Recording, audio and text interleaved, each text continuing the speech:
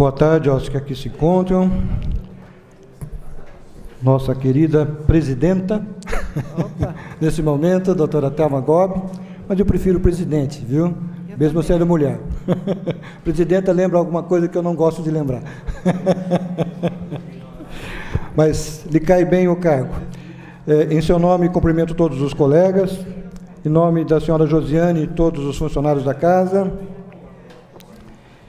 e faço uma menção específica às nossas testemunhas, os jornalistas.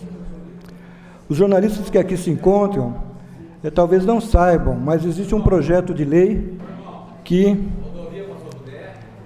determina que o dia 7 de abril é o dia do jornalista na cidade de Bauru. Então, é uma efeméride que comemora uma profissão tão importante nos dias de hoje. Também, enquanto data, temos hoje o Dia Mundial da Atividade Física. E como sabemos, enquanto médico, infelizmente, no Brasil, existem os analfabetos motores, ou seja, a educação física do Brasil, em muito, deve. Gerações estão sendo criadas sem a devida atividade física. Isso implica em doença na vida adulta, implica doença na terceira idade. Uma informação importante: se você combinar uma boa alimentação, que também nós não temos, com atividade física, você reduz a 30% a 40% a incidência de doenças importantes, principalmente o câncer, que passa a ser a principal causa de mortalidade em breve, assim como diabetes e pressão alta. Então, mais do que nunca, temos a atividade física como um ensinamento imperativo para todos e para todas as idades. Mas, infelizmente, e aqui um grande pesar, isso não acontece no Brasil. É muito comum, enquanto médico, receber pessoas que querem um atestado para não fazer educação física. Isso também porque o currículo da atividade é muito pobre, é pouco atrativo, é pouco lúdico, e faz com que haja um distanciamento das pessoas em relação a isso. Eu não gosto da presidente Dilma. Eu acho que ela não faz as coisas que deveria fazer. Mas eu tenho que dar a mão à palmatória e reconhecer que a escolha do novo ministro da Educação foi 10. Ela acertou. Acho que Renato Janine Ribeiro tem ideias progressistas avançadas, maior do que o governo que faz parte. Se ele conseguir implementar suas ideias, o que eu duvido muito, a educação começa a ser revista nesse país. A valorização do professor, coincidência, em greve, a estrutura física das escolas, um programa nacional de educação tímido, que poderia ousar muito mais, o salário, que é apenas um quesito, mas a satisfação e distribuição das aulas, o número de alunos em sala de aula, tudo isso deve ser revisto e ele já disse que vai rever. Então, existe esperança, porque este vereador acredita que a educação é o princípio de tudo. Pode não mudar tudo, mas melhora muito as coisas. Se você consegue, a partir da escola, formar um cidadão que tenha consciência dos seus direitos e dos seus deveres, tenha uma noção ética do que é ser brasileiro, baseada e calcada no respeito ao próximo, esse país vai melhorar muito. Porque, infelizmente, ainda prevalece a lei do Gerson. Vamos levar vantagem. E não é assim que se constrói uma nação. Uma nação é calcada e fundada em respeito ao próximo. Em justiça, começamos a engatinhar. Basta ver aí a Polícia Federal, a Procuradoria Federal. Há luz no fim do túnel. Esse país pode ainda se tornar uma nação. Deus nos deu uma natureza pródiga. Não temos terremotos, não temos furacões. Aí a piada que o brasileiro não pede, mas deu um povinho, esse povinho está se transformando. Eu ainda sou um otimista, mas acho que a educação deveria ter muito mais atenção do que tem tido. E isso não exclui governos do passado. Infelizmente, um projeto de Estado para a educação ainda está por ser feito. E temos exemplos fantásticos de como fazer para educar as pessoas. Singapura, uma cidade de Estado, uma educação privilegiadíssima. Finlândia, um exemplo a ser seguido e factível.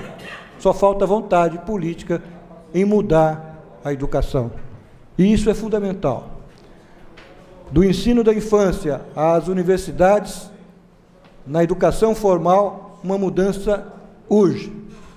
Mas a educação não é só currículo de escola, a educação é para a vida em todas as idades, e o Estado, o governo, deveria ter ciência disso e prover conhecimento a todos. Mas conhecimento é poder. Quanto menos você souber das coisas, mais poder aquele que tem a informação terá.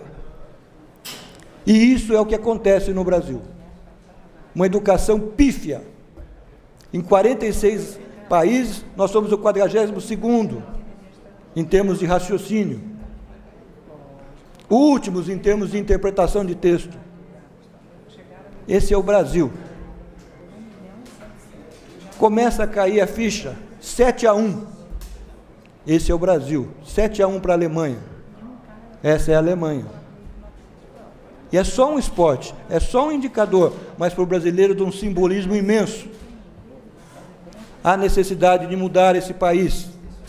Agora, nesse mês de abril, nova mobilização nas ruas. Vamos lá. Vamos gritar, vamos dizer que não estamos satisfeitos com aquilo que temos de impostos e aquilo que recebemos em troca. Eu, enquanto político formal, não gosto da política da forma como ela é exercida. Acho que a reforma política tem que vir rapidamente para mudar o rito da política. Acho que as comissões de éticas deveriam ser, de fato, éticas. Essa casa, por sinal, recentemente, e por iniciativa desse vereador, refez a sua comissão de ética. Então, mais do que nunca, acho que esse país está por ser feito, e esse país somos nós. Nós estamos para fazermos aquilo que acreditamos. Se você apenas fala e não faz, fique quieto. Chega de falar e não fazer. A corrupção. Ah, mas essa casa não tem corrupção, Bauru não tem corrupção. Vamos ver? Vamos trucar. Vamos pagar para ver. A justiça começa a ser feita, a Polícia Federal começa a atuar, a Procuradoria, os promotores de justiça estadual. Então, mais do que nunca, há necessidade de corrigir as diretrizes, há necessidade de corrigir o rumo, há necessidade de ajustar as velas, e para isso há necessidade de coragem, para mudar aquilo que está errado. Mas você pode levar uma vantagem, lembra da lei de Gerson? É hora de pensar no coletivo, pensar no todo e pensar no futuro. Mas não podemos esquecer do passado. E o passado, para que conquistemos a liberdade, para que estejamos falando o que falamos agora aqui, foi difícil. Houve uma ditadura, houve opressão, houve mortes para que possamos ter a liberdade que temos. Eu queria aqui enaltecer os membros do Grupo Bauru Memória e Verdade, que finalizaram o seu trabalho. É a Comissão de Verdade de Bauru, irmãos Petit. Agradeço a Arthur Monteiro Júnior, advogado, Carlos Roberto Pitoli, preso pelo regime militar quando era 3º sargento, Clodoaldo Meneghello Cardoso, graduado em Filosofia e Letras, Gilberto Truijo, advogado trabalhista, João Francisco Tidei de Lima, licenciado em História e Geografia, e também Letras. E ainda Maria Orlene Daré, psicóloga formada pela Faculdade de Ciências e Letras de Assis. Agradecemos a essas pessoas que nos permitiram saber as injustiças que foram cometidas, não lá, aqui em Bauru, onde a história da opressão, da tortura e morte aconteceu. Aconteceu para que tenhamos o quê? Liberdade, igualdade de direitos, e que possamos melhorar a cada dia. se você não faz uso à liberdade, à igualdade, você não é um cidadão. Agradecemos a essas pessoas por possibilitar conhecermos a história de Bauru, uma história que ensina e ensina muito, com muita dor, morte e tortura. Obrigado pela condescendência, presidente.